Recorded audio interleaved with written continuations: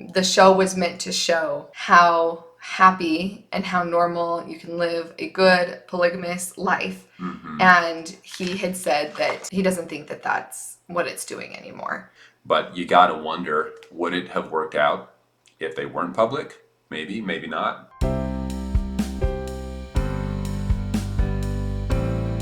Hey everyone, welcome back. My name is Sam. And I'm Melissa. I grew up in the FLDS community. It is a polygamous group run by Warren Jeffs, and I moved out when I was 18 years old. I was raised LDS. Sam and I have been married for 9 years now and have 2 awesome kiddos. Yes, we do. And today, we are finally getting to the long-awaited video that everyone has been asking about. We're going to review the Sisterwives, finally. Yes, people have been asking us since we started this channel, did you ever watch Sisterwives? Well, Sam and I, up to this point, up until this week, we have never watched a single episode of Sisterwives before. Not a full episode. We've seen clips, but not an actual episode. Yeah, and like growing up, like I always saw them like in People magazine or pop culture references and stuff about them. I knew that they had lived in Vegas, so I knew things about them, but we had never watched the show ourselves. And now I feel extremely, extremely behind because we felt like we were so far behind. How many seasons? 18? 18. We're starting a little bit behind here. Yeah, so when people were like, okay, well, can you review that? I thought, well, if we have to start at the beginning, that's going to take us forever. Yeah. But we had an awesome viewer that was like, just start at season 18.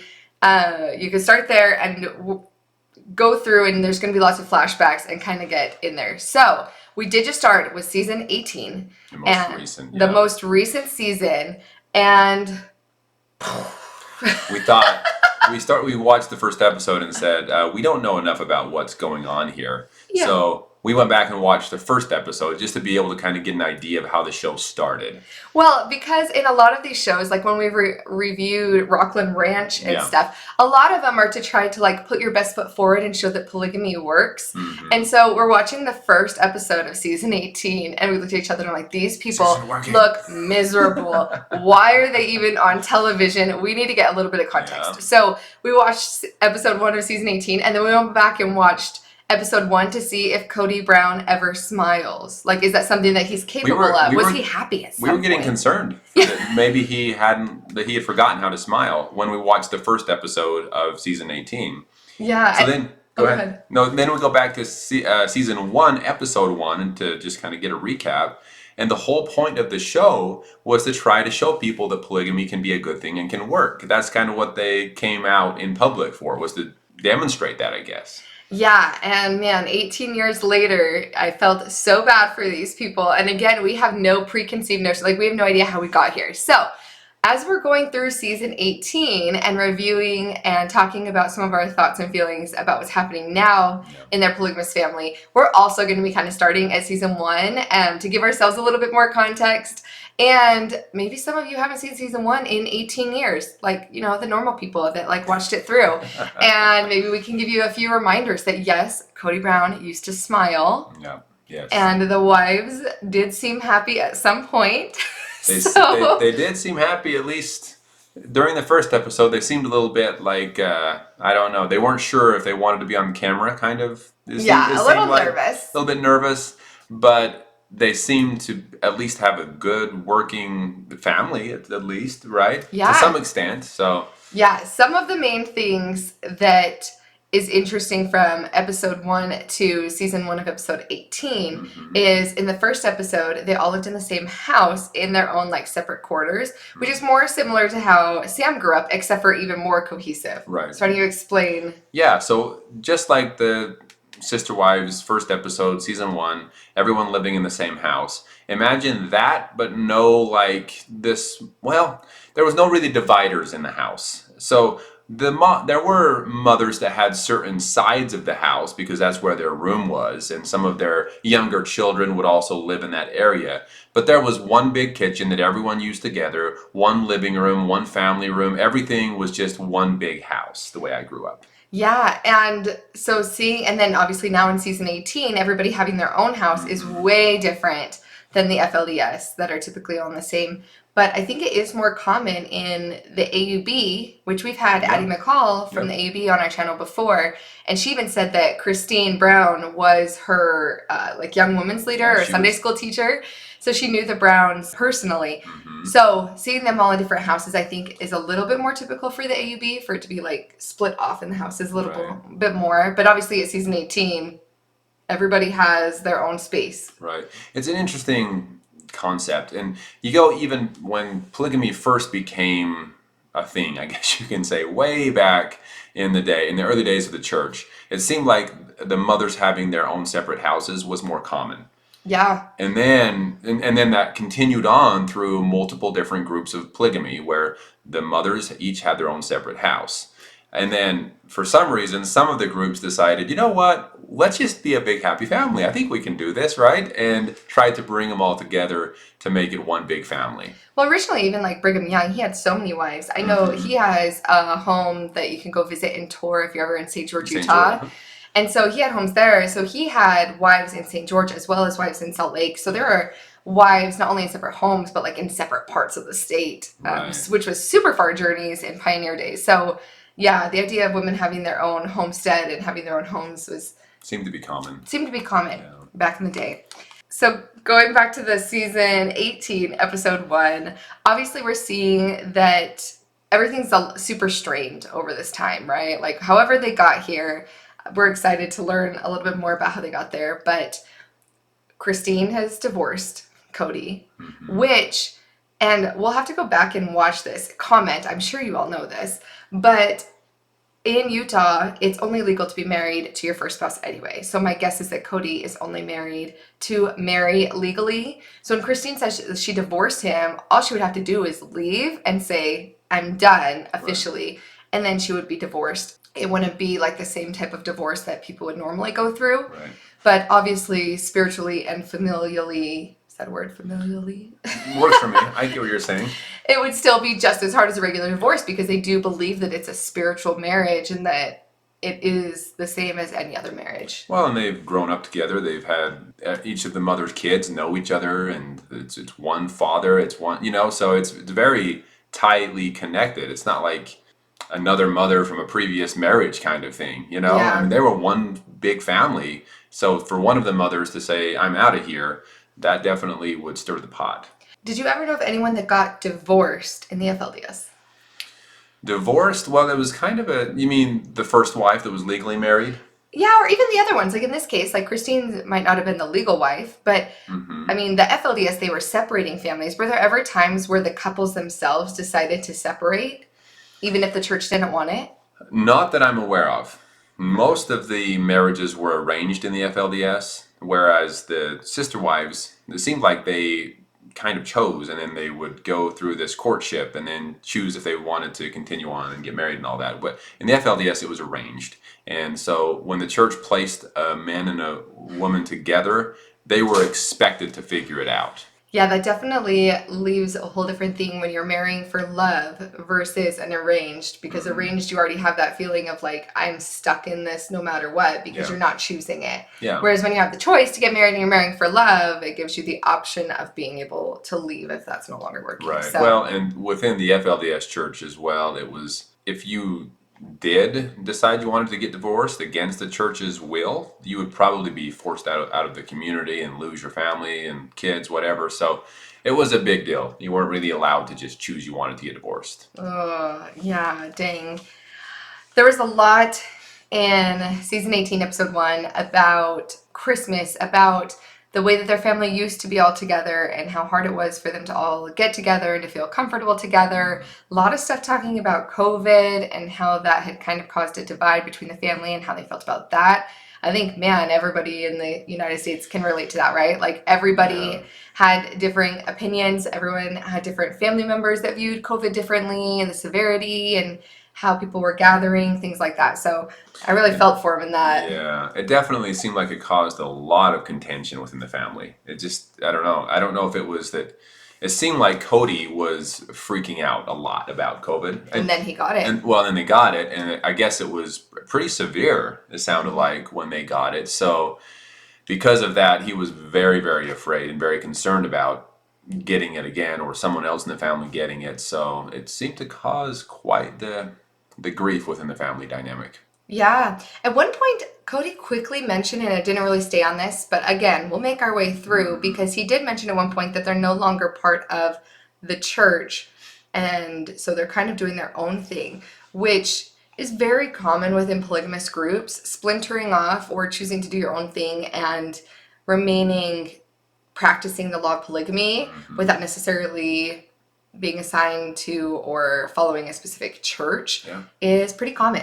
Actually. I have brothers that have done that have left, I guess you could say, left the FLDS church, but continue practicing polygamy, and to my knowledge, still teach the same doctrine to their family and have the family meetings and that kind of thing, just in a different way, but similar ideas and teachings. Yeah. Yeah. So it's really interesting whenever we hear things like that, and we'll definitely do some more commenting on when we find more of what their actual beliefs stand and religiously. Maybe some of you know. Maybe you can comment below or send us an email about what their beliefs or which episode we need to watch to catch up on that. We missed just a few episodes. Hey, better late than never, right? Yes. One thing that in episode 1, both Sam and I looked at each other and were like, oh, okay, this just kind of is a testament to the mentality when you are raised in a religion that believes in polygamy. Mary was talking, and she said, she was talking about marrying Cody to begin with. She said, I didn't make the decision because I thought it was the only way to get to heaven. I made the decision because I love Cody and I wanted to spend my eternities with him. And Sam and I looked at each other, and I think in her mind, like, I understand what she's trying to say. She didn't feel like it was religious pressure, but believing that you're with somebody for eternity and that you have to live the law of polygamy, that is a religious ideology. 100%. Yes. So you can't really separate them. Yeah, because of the way I was raised, I looked at Melissa and I said, she said it's not because of this, but it's because of this, but they're both the exact same thing. In my mind, that's just the way that someone raised in such a strict religion views it. Yes, and within all of Mormonism, fundamental Mormonism, all polygamous groups have that same fundamental Mormonism. When they talk about being in the eternities, they believe that you have to be sealed to be able to live with your family for time and all eternity instead of time only. So instead of till death do you part, they have proper authority to be able to seal you through eternity. So when she's saying, I wanted to spend my eternities with him because I loved him, that still means sealing power. And in the case of fundamental polygamists, it normally also means living in a plural marriage is necessary in order to spend eternities. Yeah. So even while she might not have felt like it was religious pressure, at the same time, it's her religious beliefs that were also motivating her to marry Cody in a way that was going to be polygamous. And you see how important it is that they live in this plural marriage when Robin talks about how afraid she is that she's going to lose her plural family. And I imagine in her mind, she's afraid that she's going to lose her eternal family forever because they're not staying together. So it's definitely a big religious belief and big deal to them to have that plural bond. Yes. In episode 2 of season 18, we'll kind of jump forward to that one. Cody and Christine are trying to figure out how they're going to co-parent, how they're going to try to remain friends. It was interesting to see Christine feels obviously very comfortable and confident in her decision. And I'm only guessing that the 18 years of the show, there's a lot to that journey before she gets to that point. And for Cody, he's just absolutely just angry. So many of the wives, I think every single wife at one point in these first 2 episodes were like, he's just so angry all the time. He's just so angry all the time. Yeah. And I think sometimes we focus so much in polygamous groups about the effects that it has on the women, but also the pressure on the men is tremendous as well. Well, yeah, for sure, because you're trying to keep this family together. And I'm not saying that Cody's perfect by any means, but he's trying to keep this family together. He's got 4 wives, or now 3, I guess, that he's trying to juggle and make happy at the same time. It sounds like at least some of the wives feel that he is choosing one of the wives as a favorite over them, which is causing all sorts of issues, which you can imagine, and of course is going to happen in polygamy, right? It's just bound to happen. That's just something that will come along. And so there's going to be issues that come along, and then if he does give a little bit of extra attention to one of the wives, then he's dealing with all of the backlash from that from the other wives. And not only the other wives, but the children of the other wives are going to be very angry because, oh, he's favoriting the other kids and he's staying more at their house so that he doesn't care about us. So I can imagine he's dealing with quite the headache, not to mention the fact that all of this is he's living and doing and dealing with all of this in the public's eye. Yeah. So it's got to be so tough. Did you feel like your father had a favorite wife? I don't know if I dare say that, in public. No, I'm just kidding. In the public eye. In the public eye. That's a tough one because I didn't really pay attention, first of all, as a young boy growing up out there. Of course, I assumed and thought, and still stand by this, that my mother was the favorite. So I'll just say that. Do you think all the kids thought that their mother was the favorite? But I'm right. Fair enough. Yeah, so we'll just go with that. But to be completely honest with you, I didn't really see specific. I did see some things that maybe would give an idea to some of the other kids that one of the mothers was being favorited over theirs. But I don't remember anything specific that would have definitely showed that. Okay. Like you said, also being young, I didn't probably pay not that noticing. close attention. You're right. I mean, now at this point, the Brown children are all, most of them are adults. They're a lot older, and as you get older, you start being able to see those patterns and things. Right. To be able to. Yeah, and you know what? People would argue that you talk to every different sibling in the family, and they're all going to have a different opinion probably on what they saw and experienced. So it's hard to say. But seriously, but probably just because it was my mother, I thought that he liked her the most. But that's probably just what I told my 13-year-old brain because that's what I wanted and needed to hear at the time. Yeah, that'd be hard. Yeah. It's interesting that everyone's talking about Robin being the favorite, and Robin is the only one who just can't understand why this is happening. And I feel like that's exactly how I would expect it to go. If you're getting the attention, if you are the favorite, it's going to be way harder for you to understand why everybody's having such a hard time, right? Like, why is it so hard? Why is everything happening? And that kind of, to me, I was like, we haven't seen these other episodes, but it kind of seals the deal of, if you don't know what's going on or you're not seeing the problem, it's probably because you are the favorite. Right.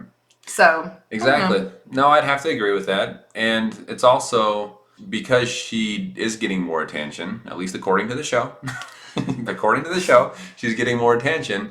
She's not going to really even notice that much how much he's neglecting the other families, right? Like it's just not really going to be something she sees. But I do think she mentioned at some point that she was aware that he was giving her family more attention. I believe. Did she not mention something like that? I don't remember. Okay. I do know that Christine had mentioned at some point, she's like, I don't think Robin's ever lived plural marriage. And I was like, oh, that's a jab. That's a jab. That's a jab, meaning coming in and basically stealing their husband from them and not really living the law. So that's a huge deal for her to have said that, not really feeling like Robin did that. Yeah. I do know that at one point Cody did blame, he said the fallout wasn't about Robin, it was about going public. And this is where he said, kind of what we had just talked about, he had said that the show was meant to show how happy and how normal you can live a good polygamous life. Mm-hmm. And he had said that he doesn't think that that's what it's doing anymore.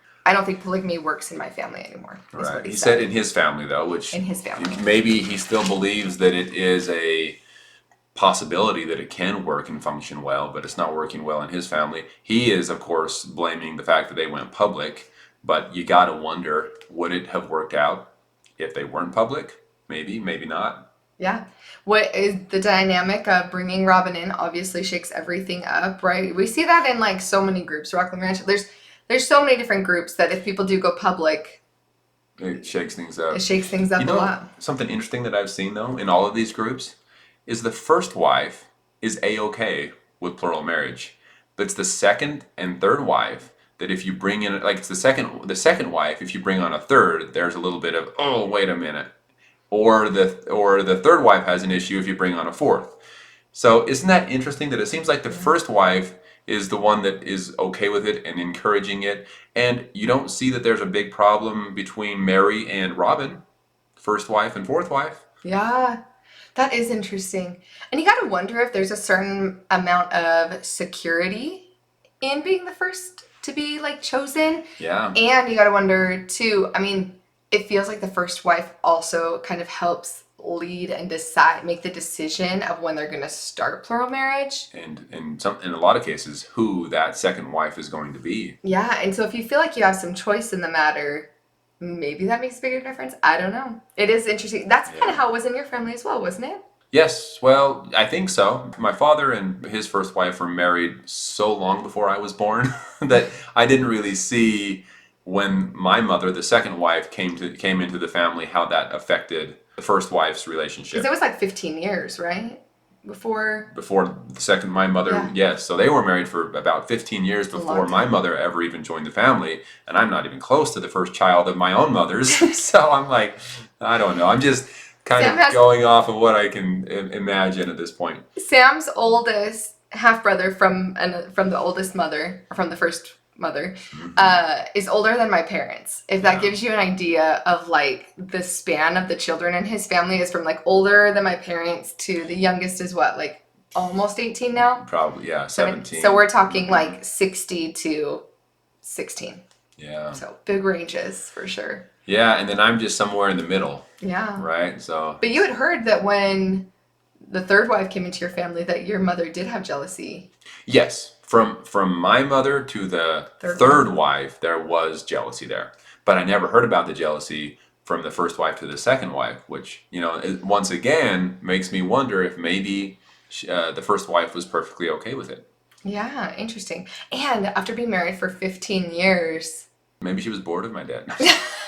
Bring in the new wife. Like I'm kidding. No. I'm kidding. I don't know, but it definitely seems to be a pattern. Yes. The last thing that was kind of in episode 2 that was talked about was, well, one, the first time we got to see Cody smile. It took basically to the end of the second episode in season 18 before we saw Cody seem happy or smiling at all. And it was about his daughter getting her ears pierced. Mm-hmm. And it was kind of funny.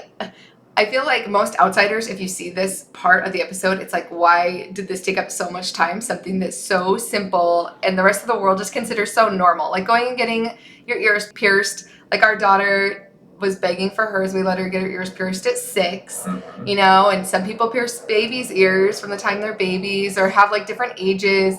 Some people wait till they're older. Yeah. I mean, some people even recommend you wait till, even those that aren't religiously doing it, wait till you're an adult to make the decision. Like everybody has their own opinion on it. Everybody's different, right? But this was a very big deal because I would say that most adult women probably have their ears pierced, right? At some point in your childhood, youth, most of them. So to make it all the way to 18, like his daughter did, and the part that was funniest to me was hearing Cody talk about making his wives take out their earrings as grown adult women getting married to him, how important it was that they did not have earrings. Yeah.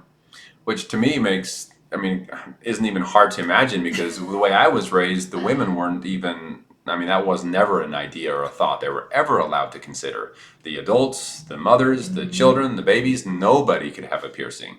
And so, that was something I had to get used to when moving out into the big normal, the majority of the world, and realizing that most people have ear piercings. Most people have ears. Most people have ears. Some people don't, but most people have ear piercings, and it seems to be common.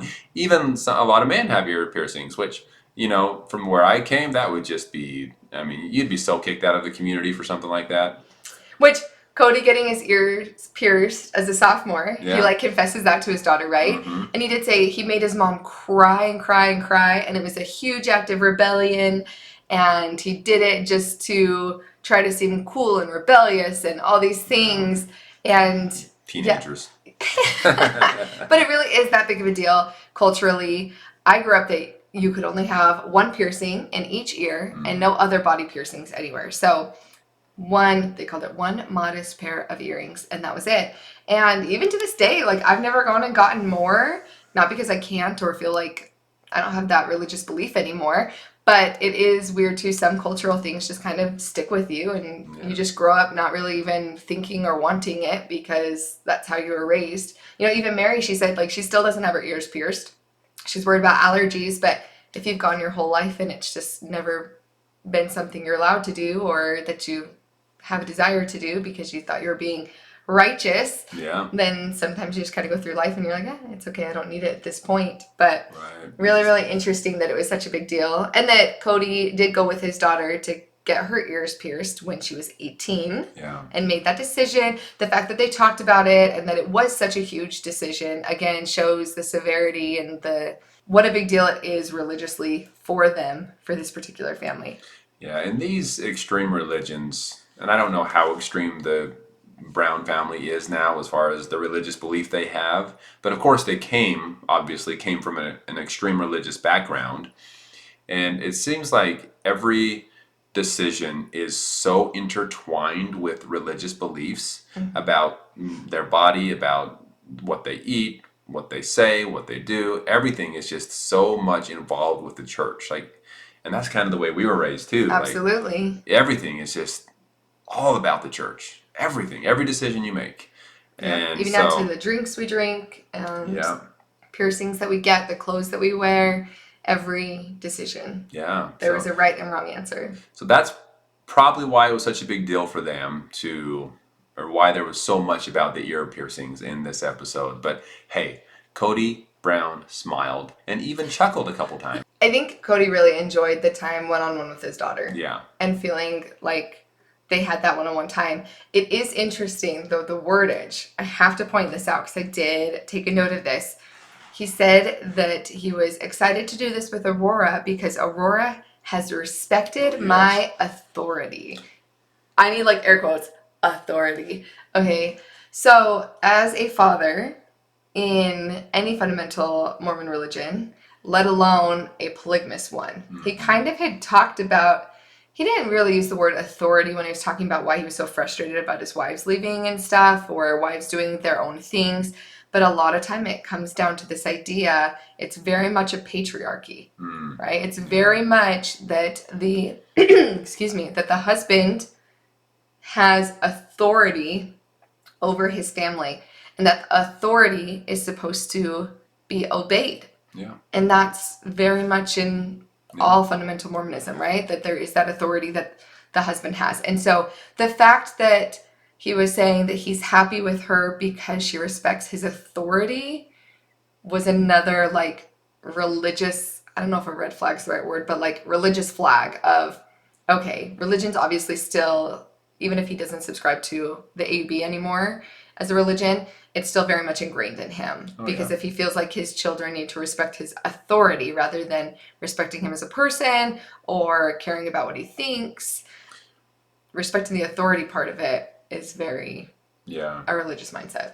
Definitely. Well, I mean, and I think it's important for children to respect their parents, right? As their parents. But yes, it's the authority, the head of the house, the king of the land. I mean, what? I'm just kidding.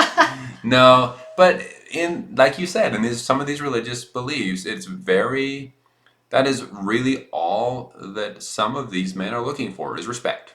Respect me, obey me, and that is that. And I'm not saying, and Cody probably said that without even thinking twice, just because of his background, the way he was raised, and the religious beliefs that he has probably still to some extent. But it definitely came across as, he demands of his children to respect his position as the leader and of the priesthood holder. Yeah, which is very interesting. So we are so excited to continue to react to season 18, share some tidbits of similarities and differences between the Browns and other polygamous groups or other Mormon groups in general. And we are going to continue to try to maybe start at the beginning as well and kind of bring in some thoughts from the beginning of the seasons and to where they are now and try to learn more as we go. But we just couldn't wait any longer. You guys have been asking for this for so long, and we didn't want you to wait until we had watched 18 seasons, because that could Right. be a minute. Yes, and also starting with season 18 we felt was the best option because a lot of you, probably most of you, have seen the other seasons and episodes, and this is kind of the new stuff coming out, but we'll try to go back and watch some of the old stuff as well and Yeah. react to that. But we just went over the first 2 episodes of season 18, and we will have more videos coming out and trying to keep up with this new season coming out to react to the upcoming videos as well. Yeah, we're gonna do 2 episodes per our episode for a little while till we're caught up and we can catch up and do episodes here or there, kind of more in real time. As you guys are watching them, we'll watch them with you. So we're excited. Yes, and thank you all so much for being here with us today. We are very excited to learn more about the Brown family, the sister wives, and look forward to bringing this information to you soon. We'll talk to y'all soon. Talk to you soon.